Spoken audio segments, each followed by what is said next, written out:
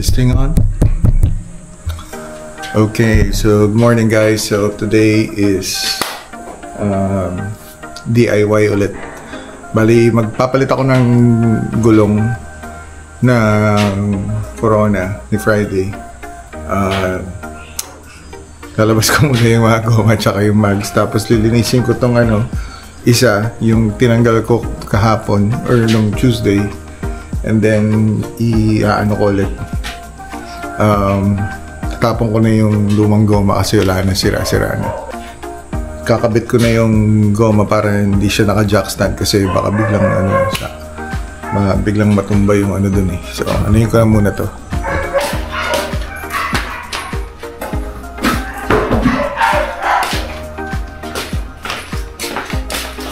Kaya lang, akin na, kunin ko yung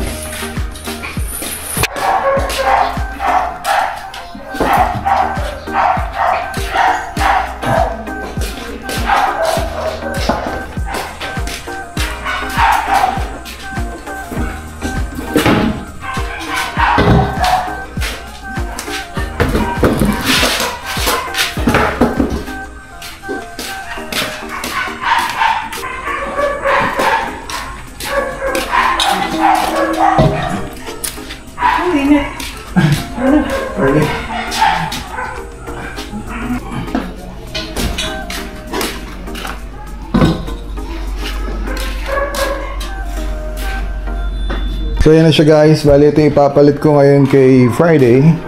Ito yung goma na naka-store lang dyan.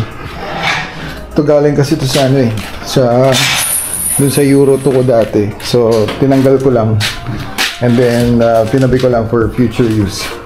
Sakto kasi yung lumang goma wala na, expired na. So ito okay pa to, good to go pa to. Bali, ayan, TT Grand Prix. Lilinisin ko lang to kasi medyo malikabok na. And then, saka ako papakabit. Okay?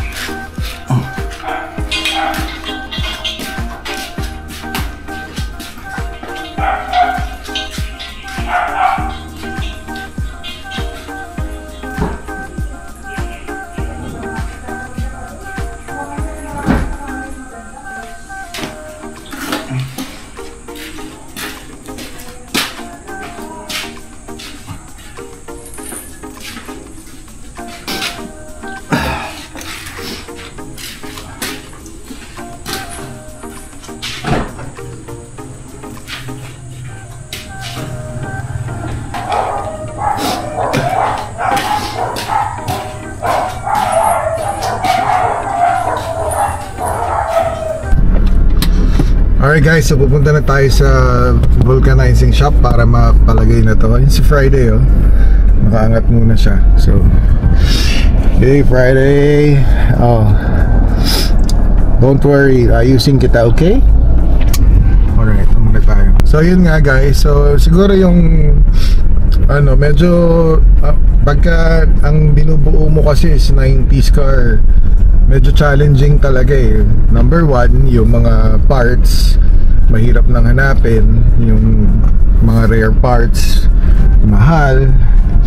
Tapos syempre yung pag 90s car kasi hindi naman lahat ng 90s car built for comfort.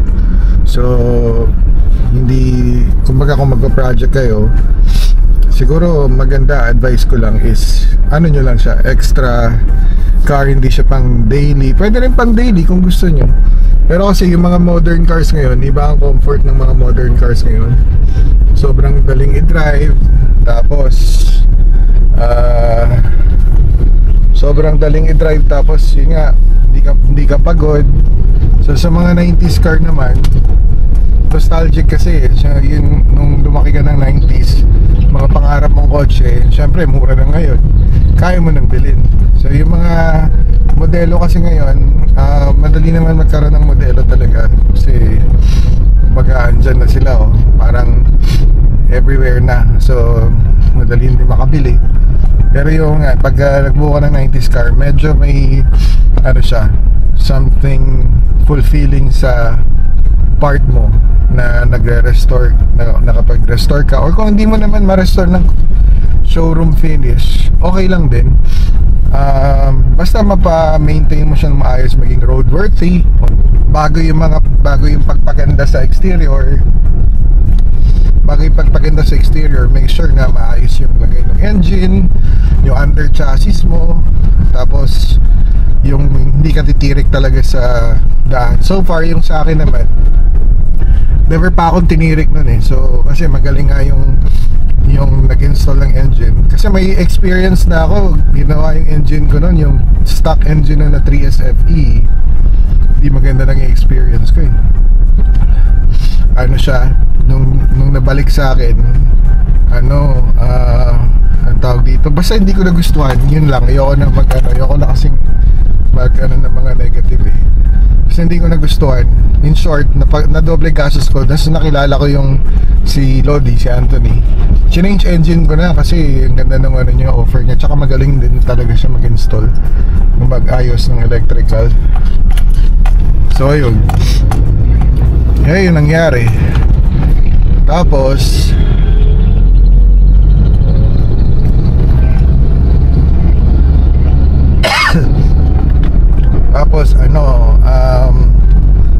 tapos ginamit ko siya, pinang subig namin nung nag-fun run kami sa EIA GPH. Nagsubig kami, tapos nagtagaytay din kami niyan eh. Tapos nagbatangas din ako. Gamit ko yan si Friday.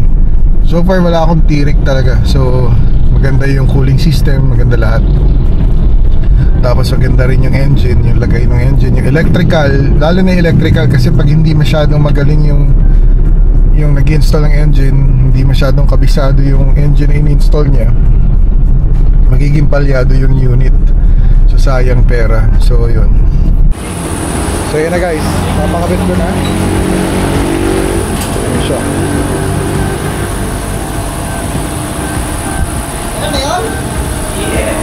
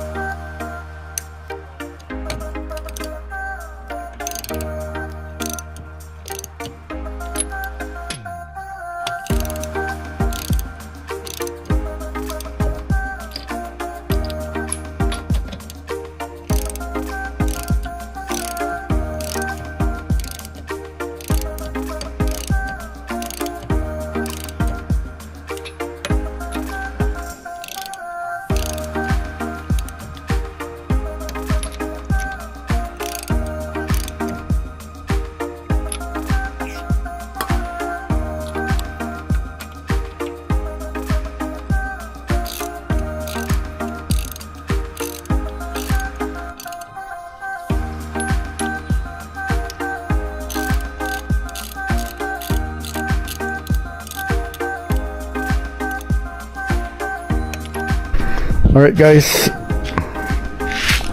kapagod. So tapos ko nang install yung goma tsaka yung new set of mags. Bali kasi yung isa ayoko nang patagalin yun.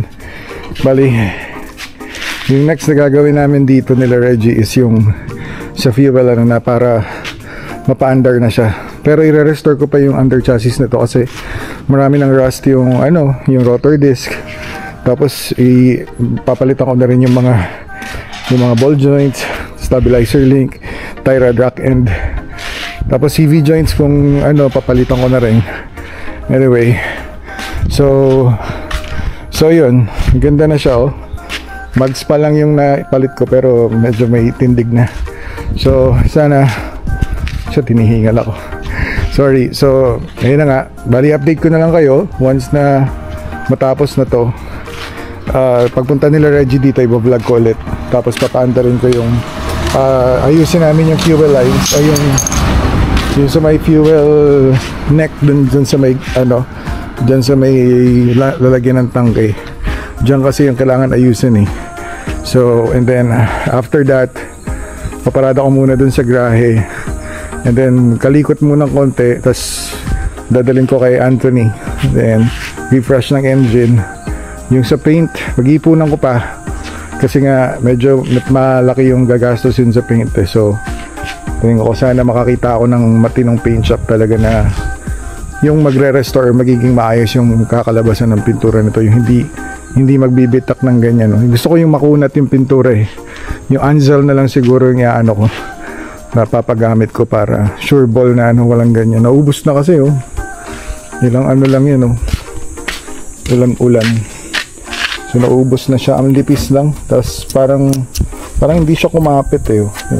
Anyway, so sana sana maging maganda yung outcome nito pagkatapos nitong project ko, and sana panoorin niyo yung mga next na vlog ko, and may YouTube channel din pala ako kung hindi niyo alam, Rai of EIAGPH, ipopost ko dito, and then actually nasa end ng video eh, so check nyo na lang yung YouTube channel ko and then subscribe kayo, and thank you sa panonood and peace out, bye.